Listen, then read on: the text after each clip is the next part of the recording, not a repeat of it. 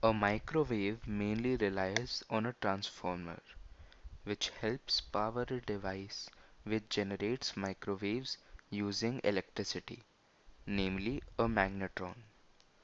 The power generated by the transformer is used to heat up a filament, which causes the release of high energy electrons.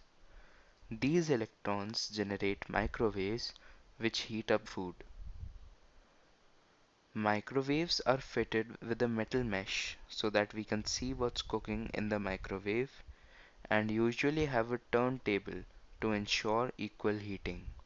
However, microwaves cause the loss of several vital nutrients from food and may lead to burns while heating liquids, as you may not see the liquid boiling, but the liquids boil vigorously as soon as they're slightly disturbed.